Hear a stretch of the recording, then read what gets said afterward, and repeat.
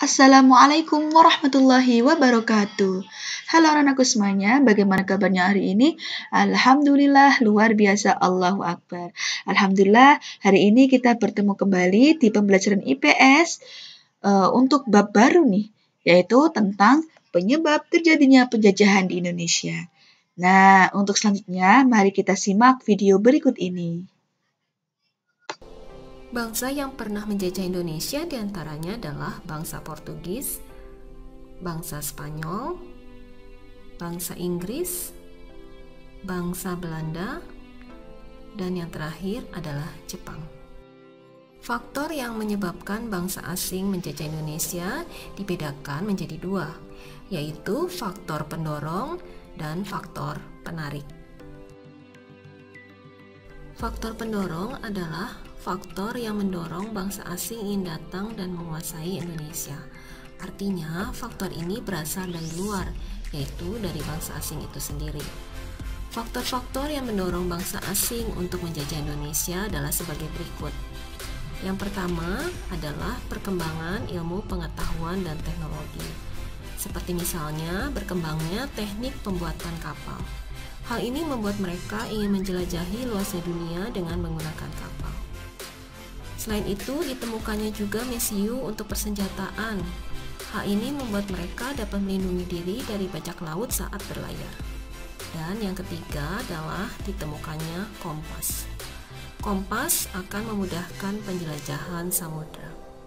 Faktor pendorong yang kedua adalah berkembangnya teori yang mengatakan bahwa bumi berbentuk bulat, sehingga bangsa Eropa melakukan penjelajahan samudra untuk membuktikan kebenaran teori tersebut. Faktor pendorong yang ketiga adalah jatuhnya Konstantinopel yang merupakan pusat perdagangan di wilayah Eropa Timur ke tangan Turki Kesultanan Utsmani. Konstantinopel yang kini disebut Istanbul merupakan pusat kekuasaan Romawi Timur atau Kekaisaran Bizantium. Konstantinopel letaknya sangat strategis yang menghubungkan Eropa dan Asia lewat darat. Kota Kristen tersebut mengendalikan kekayaan sebagai jalur perdagangan emas, kulit binatang, rempah-rempah, permata, dan kekayaan alam yang melimpah. Jatuhnya Konstantinopel pada 29 Mei 1453 Masehi membuat bangsa Eropa kesulitan mencari rempah-rempah.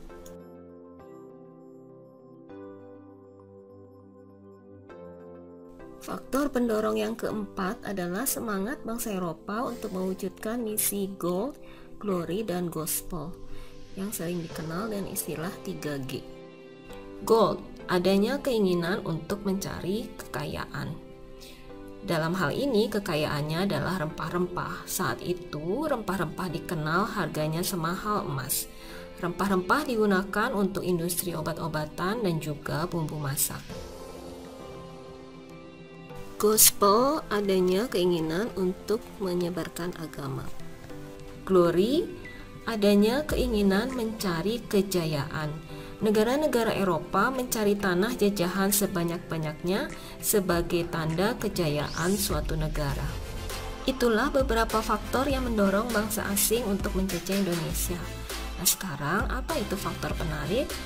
Faktor penarik adalah faktor yang dimiliki oleh bangsa Indonesia yang membuat bangsa asing masuk dan menguasai wilayah Indonesia.